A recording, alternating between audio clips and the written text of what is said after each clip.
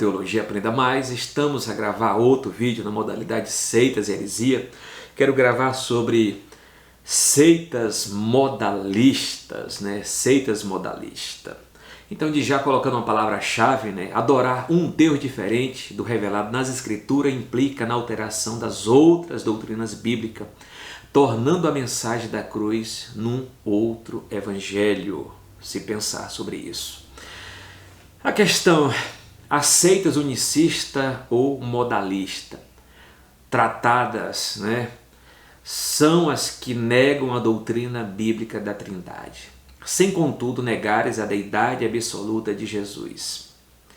Eles diferem das que negam a divindade de Cristo e que vamos analisar nesse vídeo, né? Então, as seitas modalistas são chamadas seitas unicistas também, que nega a doutrina da Trindade.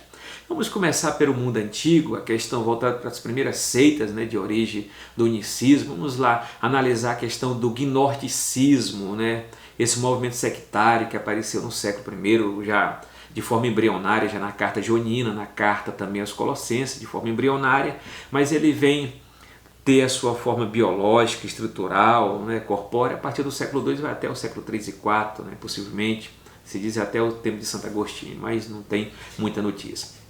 O gnosticismo, esse nome em grego significa conhecimento. Os membros desse movimento, né, ensinavam a salvação através de um conhecimento místico e não pela fé em Jesus. Essa doutrina era nada mais que um enxerto das filosofias pagãs nas doutrinas cristológicas. Segundo ela, o Senhor Jesus não teve um corpo, isto é, não veio em carne. Seu corpo seria uma mera aparência, né? Seu período de maior influência foi entre o ano de 135, no século II, né? Depois de Cristo. O apóstolo João enfatiza que o verbo se fez carne e que todo o espírito que não confessa que Jesus Cristo veio em carne não é de Deus. É bom lembrar que os escritos joaninos são do final do primeiro século e que foram escritos na cidade de Éfeso, então capital da Ásia Menor, onde surgiu o gnosticismo. Aqui está de forma embrionária, mas ele vai entrar com toda corporeidade a partir do século II, né? A partir do século II. Uma das questões também de outro movimento que apareceu na época foi o chamado monarquianismo. A igreja saiu ilesa nessa batalha contra o gnosticismo, mas restou a preocupação dos cristãos sobre a divindade do Logos e o monoteísmo. Os pais apostólicos, aqueles que tiveram estreita comunhão, né, com os apóstolos, né, como a questão de Policarpo, de Irineu, de Papias, né, os pais apostólicos se empenharam tenazmente nessa luta contra as heresias. Vamos analisar aqui o monarquianista dinâmico. Esses afirmam que Deus concedeu força e poder a Jesus, adotando como filho, negando assim a divindade absoluta de Jesus e também a Trindade. Era o prenúncio do arianismo, que no início do terceiro século negava a eternidade de Jesus, considerando Cristo um Deus de segunda categoria. Era um ensino igual os da Testemunha de Jeová. Ario foi condenado no concílio de Nicéia no ano de 325. Outra questão, os monarquianistas ou monarquianismo modais, né? O modalismo ensina que as três pessoas da divindade se manifestavam de vários modos, daí no nome modalista. Ensinava também que o Pai se encarnou em Cristo e sofreu com ele. No Oriente era chamado de sabelianista, né? Pois o heresiarca Sabélio foi quem mais se destacou na propagação dessa heresia. Segundo essa doutrina, o Pai, o Filho e o Espírito Santo são apenas três aspectos da divindade, sendo, portanto, uma mesma pessoa. Deus era o Pai na criação e na promulgação da lei, Filho na encarnação e o Espírito Santo na regeneração. Essa questão do modalismo, que Deus se manifesta de três modos. Deus se manifestou como Pai na criação, Deus se manifestou como Filho na encarnação, né, e na crucificação, na redenção do ser humano, e Deus se manifestou agora como Espírito Santo. É uma só pessoa que se manifesta de três modos, de três aspectos. É como se fosse ele usa três máscaras, né? Ora ele usa uma máscara do Pai na criação, ora ele usa uma máscara do Filho na redenção, ora ele usa uma máscara, uma persona do Espírito Santo na regeneração, né? É essa complicação. A questão dos unicistas modernos, né? Os modalistas modernos que são chamados unicistas. Vamos analisar a restauração do modalismo. O sabelianismo, em consequência do intenso combate do cristianismo, chegou a desaparecer completamente da história. Depois de muitos séculos, reapareceu através da seita Só Jesus, em 1913. Apareceu novamente. Uma coisa que já estava morta, voltou novamente em 1913 numa seita chamada somente Só Jesus. E os modalistas da atualidade. Há muitas seitas modalistas na atualidade. Vamos mencionar apenas as principais seitas aqui. Só Jesus.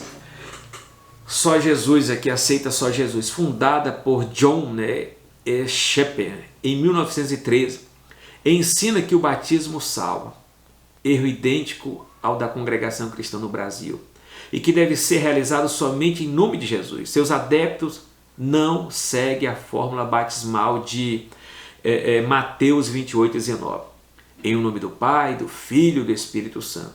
Essa seita Só Jesus provocou muita divisão nas igrejas evangélicas. Ela mesmo, depois de ser dividida em várias facções, dentre elas a Igreja Pentecostal Unida do Brasil. Outra questão de igrejas modalistas, igrejas unicistas, que negam a doutrina da Trindade. As igrejas modalistas negam a doutrina da Trindade. As igrejas unicistas negam a doutrina da Trindade, né? Então, vamos analisar. Tabernáculo da Fé é uma igreja modalista, é uma igreja unicista, Tabernáculo da Fé, fundada pelo senhor William Marion Branham, né? 1906 a 1965. Ele era chamado pelos seus adeptos de o profeta do século, mensageiro do Apocalipse, juntamente com os demais fundadores de sua seita. Branham arroga para si a mesma autoridade dos profetas e apóstolos da Sagrada Escritura e negam a doutrina bíblica da Trindade.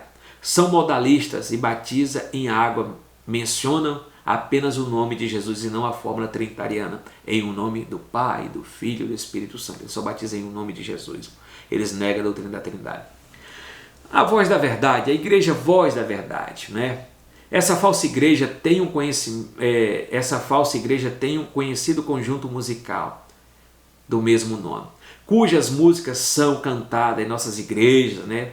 Nossos maestros, músicos, pastores têm de tomar conhecimento dessa gravidade, né? E tomar realmente conhecimento e tomar atitudes doutrinárias, né?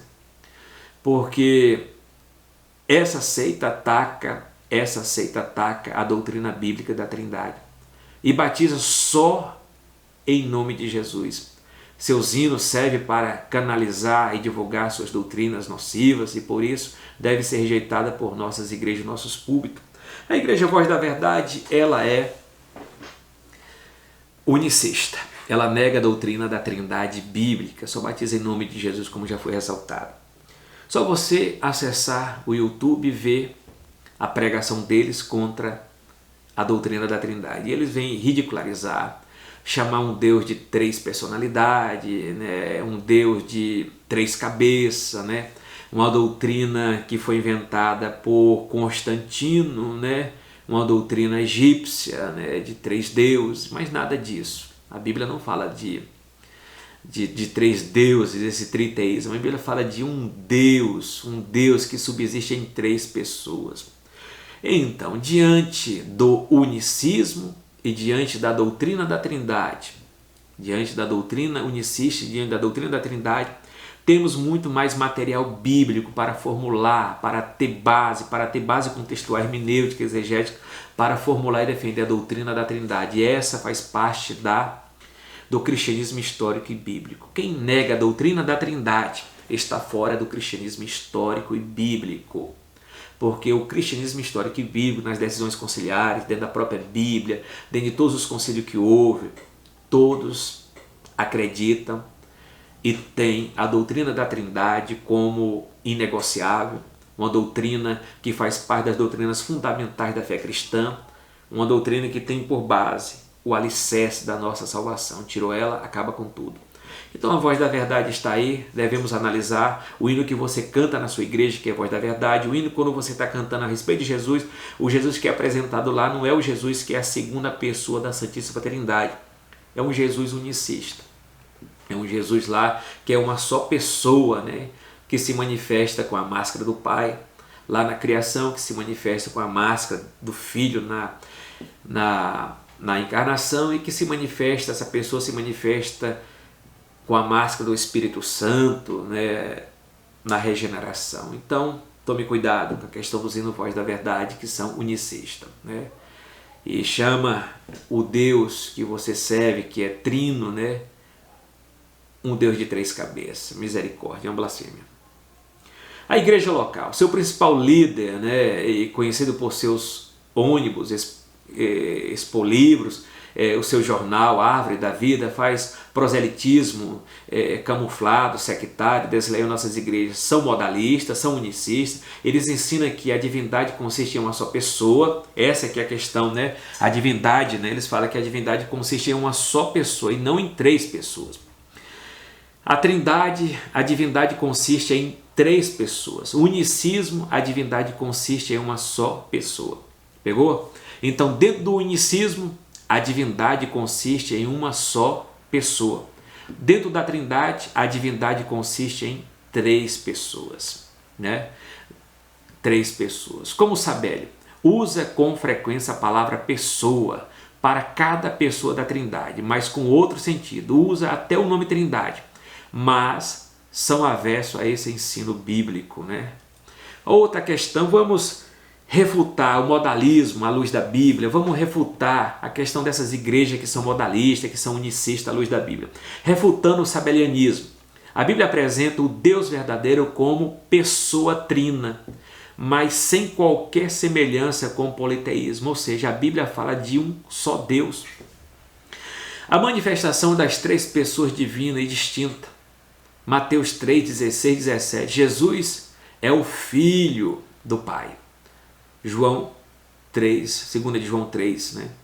E não o próprio Pai. Basta uma leitura simples da palavra de Deus e principalmente dos 4 evangelhos para se descobrir o absurdo da doutrina sabelianista, dessas doutrinas unicistas ou modalistas. No batismo de Jesus foram manifestadas 3 pessoas distintas da Trindade. O Pai falando do céu, o Filho saindo da água do Jordão e o Espírito Santo repousando sobre ele. Nos evangelhos encontramos Jesus frequentemente fazendo a menção do Pai como outra pessoa. Muitas vezes ele se dirigia ao Pai em oração, como foi a oração sacerdotal de João 17. Jesus disse que era uma pessoa e o Pai era outra, né? O Pai era outra. Está no capítulo 8, versículo 17, versículo 18 de João. Jesus aqui está falando de 2 pessoas e não de uma. Ele afirmou que veio do Pai e que voltava para o Pai. João 8 e 42. Né? E mais de 80 vezes Jesus deixou bem claro que, embora ele e o Pai fosse um, era distinto como pessoa, possuindo cada um deles sua própria personalidade, muito diferente do unicismo. O texto de João 10 e 30 costuma ser citado, né? João 10 e 30, eu e o Pai somos um. O texto prova que Jesus é Deus absoluto igual ao Pai, e não a mesma pessoa do Pai. Um no grego, nesse versículo, está no neutro, em, e não no maiúsculo, ei, mostrando 2 pessoas numa só deidade. Além disso, o verbo se está no plural, somos, e não no singular, sou. Portanto, o Pai e o Filho são pessoas distintas. O Espírito Santo como Deus é mencionado em muitas passagens da Bíblia, principalmente no capítulo 14, 15 e 16 de João. Então temos que analisar o contexto, né? O contexto. O texto de João 14, 8, Jesus disse a Filipe, quem me vê a mim, vê o Pai. Essa passagem, como de João 10 e 30, é ainda hoje usada pelos modernos sabelianistas, os modernos unicistas, modalistas, para justificar a doutrina do unicismo. As palavras que eu vos digo, não as digo de mim, mais do Pai que está em mim, a quem fez essas obras. O batismo em nome de Jesus, os adeptos das seitas unicistas batizam só em nome de Jesus. É um desvio da palavra de Deus. A fórmula determinada por Jesus foi em nome do Pai, do Filho e do Espírito Santo. É a fórmula batismal de Mateus 28, 19. A interpretação fora da hermenêutica, né? Os unicistas apelam para 4 passagens no livro de Atos que fazem menção do batismo em nome de Jesus. Eles trabalham com Atos 2 e 38, Atos 8 e 16, Atos 2, 10 e 48, Atos 19 e 5. A incorrência dessa doutrina é que essas passagens bíblicas não tratam da fórmula batismal, e sim de atos ou evento de batismo. A prova disso é que em Atos 2 e 38 diz, em nome de Jesus Cristo. Em Atos 8 e 16, em nome do Senhor Jesus. Em Atos 10 e 38 já fala diferente, em nome de Jesus Cristo. Em Atos 19 e 5, em nome do Senhor Jesus. Se elas revelassem a fórmula batismal, seriam iguais, pois a fórmula é padronizada. Aquelas pessoas eram batizadas na autoridade do nome de Jesus, a interpretação que temos. Mas a fórmula correta está em Mateus 28 e 19, que é a fórmula batismal deixada por nosso Senhor Jesus Cristo. Uma das coisas que queremos deixar aqui como conclusão é, a Bíblia diz que negar o Pai e o Filho traz condenação. 1 de João 2 e 22. Por isso, não podemos compactuar-nos com os que atacam a doutrina da Santíssima Trindade. Não podemos estar de acordo com os que negam essa verdade irrefutável da Sagrada Escritura. Temos de aceitar as doutrinas como a palavra de Deus e nos apresentar. E além disso, incorrer na condenação eterna. Então, como está no nosso credo, na nossa confissão de fé das Assembleias de Deus, analisamos o seguinte: cremos em um Deus que subsiste eternamente em 3 pessoas, Pai, Filho e Espírito Santo. São pessoas distintas, o Pai é o Pai, o Filho é o Filho, o Espírito Santo é o Espírito Santo, mas são iguais em poder, glória e majestade. Quando o texto diz, façamos o homem a nossa imagem conforme a nossa semelhança, registrada em Gênesis 1 e 27, a pergunta é para os unicistas, com quem eles estavam conversando? Com o anjo? Que for com o anjo, como a resposta dos unicistas, o homem tem imagem de anjo. Mas como a Bíblia diz que nós fomos criados por Deus, nós temos a imagem e semelhança de Deus. Então Deus estava conversando com Deus, né? O Deus Pai estava conversando com Deus Filho, e Deus Filho estava conversando com Deus Espírito Santo na criação do homem, né? Da criação do homem. Eu poderia aprofundar mais ainda sobre essa questão, voltar também a questão em Jesus, quando fala, nele foram criadas todas as coisas, né, no céu e na terra, que está registrada em João capítulo 1, versículo 2 e 3. Também lá no livro de Jó, que não me engano que é no capítulo 9, fala que o homem foi criado pelo Espírito Santo de Deus, né, que é a segunda pessoa da Santíssima, a terceira pessoa da Santíssima Trindade. Então, os 3 estavam ali baseando nesses textos ao qual estou colocando. Partindo de Gênesis capítulo 1 e 27, façamos o homem nossa imagem. Voltando também à questão do Filho da segunda pessoa da Santíssima Trindade, você pode pegar o Evangelho de João, capítulo 1, versículo 2 e 3, nele foi criar todas as coisas. Pegar Jó, capítulo 9, que eu não me engano, o Espírito de Deus me criou, né? Então, é a terceira pessoa da Santíssima Trindade, lá no capítulo 1, versículo 27. Né? Então, temos muito mais conteúdo bíblico para defender a doutrina da Trindade. Essa doutrina inquestionável, essa doutrina fundamental, cardeal, central da fé cristã, uma doutrina inegociável. Você não vai cantar um hino. A questão, quando você for cantar um hino de voz da verdade, você tem que analisar a fonte, né, desse hino. E a fonte é unicista. E os unicistas negam a doutrina da Trindade. E eles lá no YouTube chamam Deus um Deus de 3 cabeças, 3 personalidades. Eles são até honestos, sinceros naquilo que eles estão dizendo, porque eles querem defender a sua doutrina. Mas nós, como trinitarianos, defendemos a doutrina bíblica da Trindade, porque ela é bíblica. Ela é bíblica, ela tem base hermenêutica, ela tem base central e conteúdo para defendermos e termos ela como uma doutrina inegociável, né? Então, de já pensamos e refletimos teologicamente, eu trouxe essa reflexão para você pensar, e você já está consciente, já tem o conhecimento acerca do que é unicismo, modalismo, essas seitas que negam a doutrina da Trindade, e por isso não cometa o erro de cantar esses hinos, levar essas mensagens que são unicistas, são nocivos e nega a doutrina da Trindade bíblica, né? Então essas seitas estão fora do cristianismo histórico e bíblico. Até mais, shalom, até a próxima e que Deus em Cristo nos abençoe.